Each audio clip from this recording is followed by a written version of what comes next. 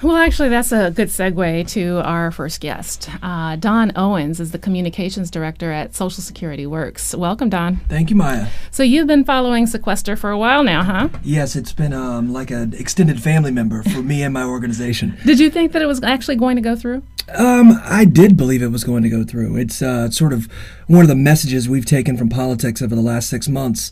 My second major message is, if people tell you that it won't happen, it probably is going to happen. We were told that on the debt ceiling. We were told that America's AAA credit rating would never be sacrificed, and it was. And we were told 18 months ago that sequester would never happen because there were deep cuts on both sides, but it did.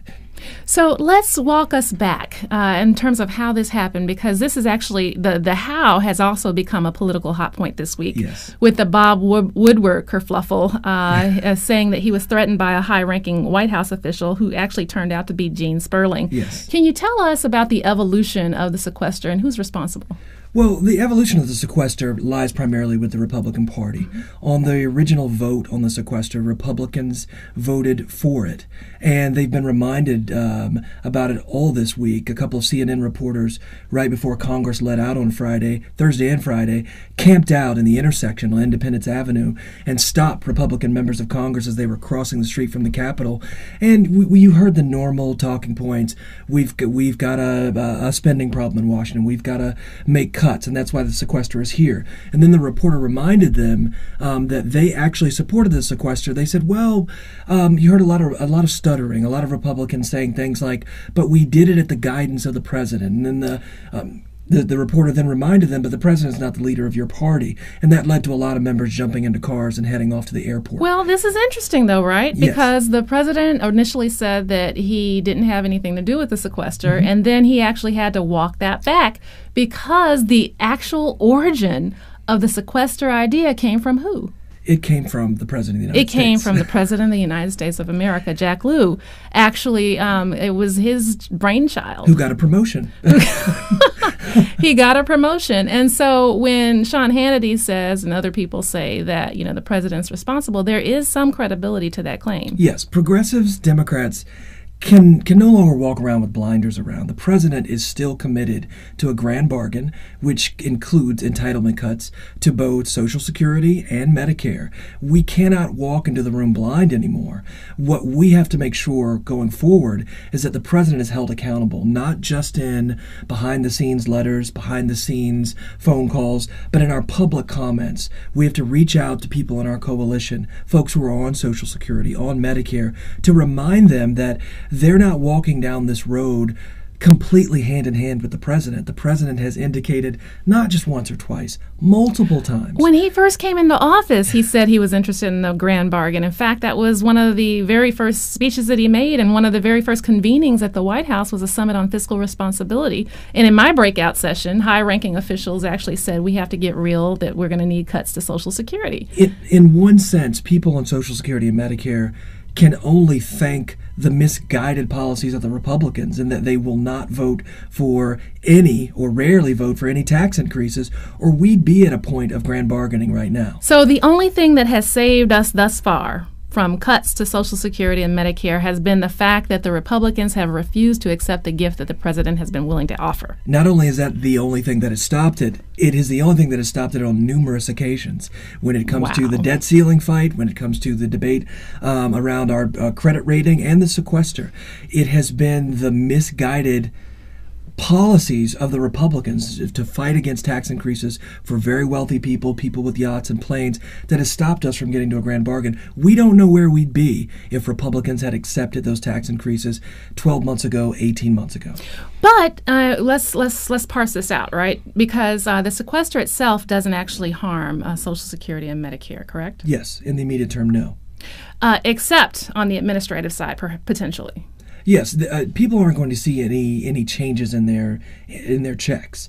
Where the problem will exist is at organizations like Social Security Administration, the SSA, and fortunately and unfortunately, most Americans, their major point of interaction with the federal government is at their local Social Security Administration office. Outside of filling out their taxes every year, most people interact with the federal government at their SSA. 56 million Americans, especially especially now with the push by our conservative Republicans to phase out your interaction with Social Security. No more printed online accounts, statements for your accounts.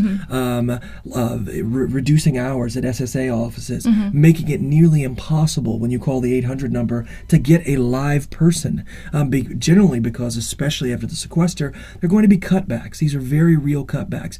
And what Americans need to remember about the sequester, it's not good for anyone. And while people won't see changes in their Social Security checks, they will see dramatic reductions, degradation in the services at SSA. And there's already a backlog in disability claims, and this just basically threatens to make it even longer. Yes, I was listening to a radio piece on NPR last week about Social Security, and the number one question when they moved to the Q&A part of people calling in from around the country, Kansas, California, North Carolina, why did it take so long to get basic questions answered at the SSA? And I think progressives will be right up front and tell you this has been a calculated, purposeful plan put into place by conservatives, not only to reduce people's interaction with the SSA, but to frustrate people. And not just the recipients, but often many recipients rely on family members to make calls for them, to check, to wonder why the check was late. And it's been a part of the plan to slow down that service. So to frustrate them so that they will begin to think that this is not all it's cracked up to be, and this level of public support for it erodes. And so when then people come back eventually down the road and say, we need to privatize it, they say, oh, we'll probably get better service under a private system. Yes, and not only that, it extends to extended family members who say, a young adult who's a 21-year-old in college, when this issue, Social Security, comes up in a classroom, they say, all I ever hear is my grandparents complaining about Social Security, about how it may not be working and the checks can be slow. And that, again, adds to the separation among generations, and that really progressives have to keep fighting against, and increasingly we've got to keep our eyes on both the president and Republicans. You hear that? The president and Republicans. We're keeping it real here, folks. It's not just about blind progressivity and thinking that we have to be, just looking at this in the way that is spun in the national media. We actually have to lay down the facts, and the facts are what they are, and we can't twist them any other way. So that gets me to the fact that Social Security, Medicare, and Medicaid are actually not off the table when it comes to benefit cuts, because we still hear people talking about a grand bargain even after the sequester goes into place. What's the deal there? The only thing stopping a grand bargain right now is that the American people are being exposed to one of the weakest speakers of the House probably in the last 4 to 5 decades. Speaker Boehner has lost complete control of his conference. He knows that many of the people, and this is probably not a word I should use, but moderate Republicans who might consider working with the president on a deal know that if they are even rumored to be working on any kind of deal with the president, they're going to get primaried, and probably primaried by a Tea Party candidate. And we've been told for the greater part of 2 years now that Social Security is off the table, Medicare is slowly being moved off the table, only to find in the final stages of every negotiation that, surprise, it is on the table. And generally, that message has been delivered by our quote-unquote friend, Gene Sperling. Gene Sperling. That name again, Gene Sperling. He's like right up in the mix, right? Yes.